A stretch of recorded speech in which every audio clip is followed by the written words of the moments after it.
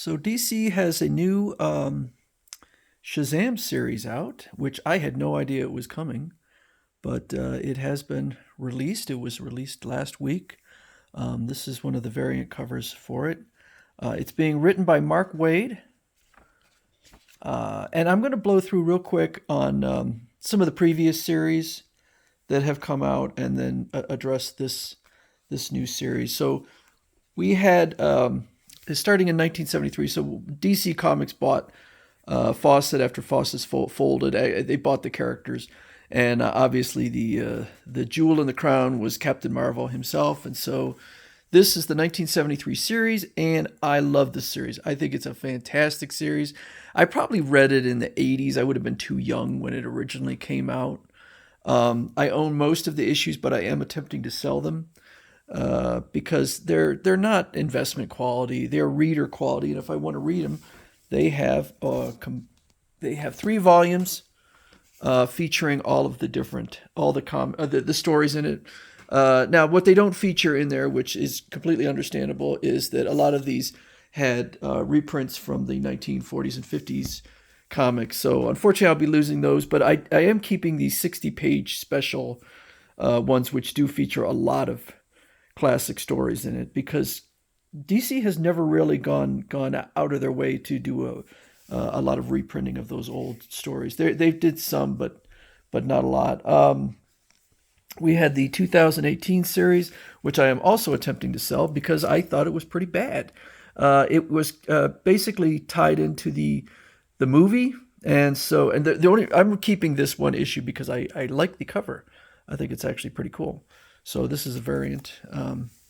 But I just didn't like they went into this thing called Magic World or Magic Realms or something like that, and it was so boring. It didn't matter because in these Magic Realms, anything could happen. Their powers could blink out, or maybe they just don't particularly work because everyone's magic. The stakes were I didn't care, and the series ended after 15 issues, probably because I just don't think it was very good. So it was written by Jeff Johns, who's usually a very good writer, but I just didn't like the idea of it. I like the 2018 film. I don't like the idea of having 7 Captain Marvel type characters wandering around in these magic realms. I never figured out whether he is splitting up his powers or if he just is able to make other Shazam level characters.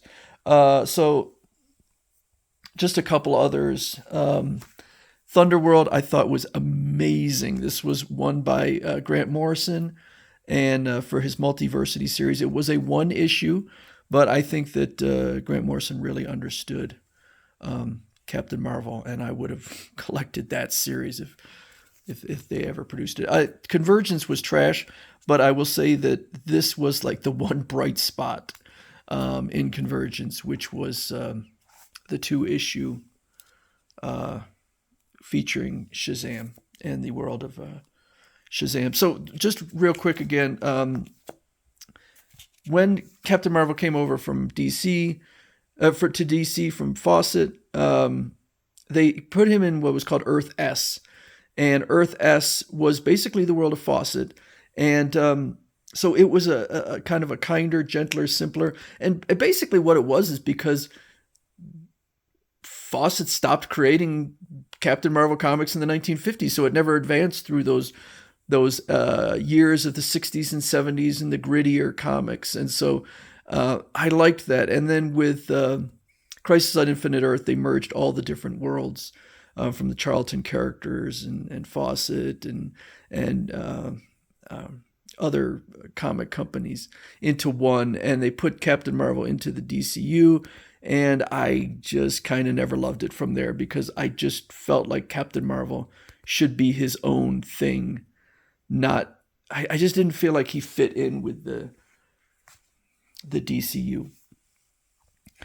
Anyway, one of the big changes that was made with Captain Marvel from the Golden Age was the fact that Billy Batson and Captain Marvel are now the same person.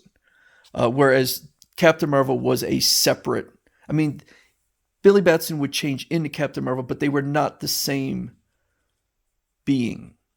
And I don't know if they ever clarified what happened with Billy Batson, because I think he knew the stuff that Captain Marvel was doing. It wasn't like he was just disappeared, but uh,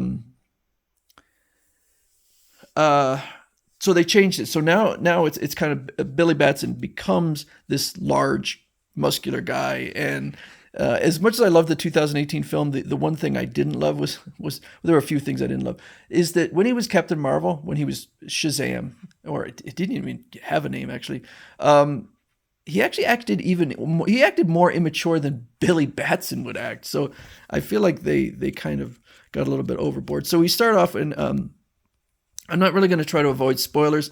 There's really not much that happens in there that would even spoil it, because this is just an introduction issue. So you can see the artwork is nice.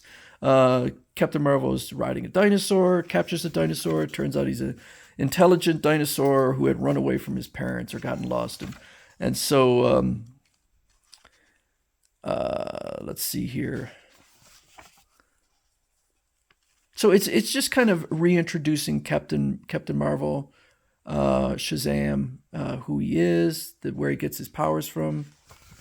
We go to the Rock of Eternity, kind of doing his thing there. It turns out that apparently he's no longer sharing his powers anymore. So that's, for me, it's an improvement.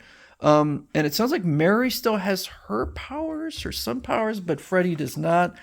And so Freddy's kind of wandering around, and I don't know. This I don't understand what's going on. There's this huge muscular character in what looks like, I guess, the old Shazam, and they're really riding Billy and Freddy down. Like they're going to teach him a lesson, because I don't know, they got real problems. Anyway, more just kind of an introduction of who he is, and apparently Taki Tawny is now living with the Vasquez family. And again, just some more. And then at the end, Captain Marvel's doing a little bit of rescuing and has some kind of mental break where he says, you can get the hell away from me, you pathetic, stinking cow. And he knocks the woman to the ground and then starts screaming at them. I like that imagery. That's pretty nice. And then he's like, oh my God, what did I just do? So it sounds like Shazam and that other guy, the old wizard Shazam, did something to him to cause him to act like that. I think it's an interesting beginning. It certainly is more interesting than the 2018 series. I kind of didn't like the 2018 series right out of the gate, and this seems much better. There was also I think 2021 or 2022 series, a 4-issue series, was just trash. I hated it. So I'm gonna pre-order this one because I kind of like it. I think it's pretty neat. I don't think it's fantastic, but it's just kind of the opening. Mark Waid, he's a little bit streaky. I mean, he's done some great things. I'm trying to think now what he did. Oh shoot, I can't remember the name of the series he did. It's like super legendary. But Mark Waid has done some great stuff, and he's done some stuff that was not great. The only other thing I'll say is I'm so out of what's going on with the DCU that this is part of the dawn of DC. I have no idea what that even means. They're always trying to reinvent themselves because I think sales are really not great. But I certainly am more excited about this series than I am in any series featuring Captain Marvel in quite some time. But I really don't know where it's going at this point.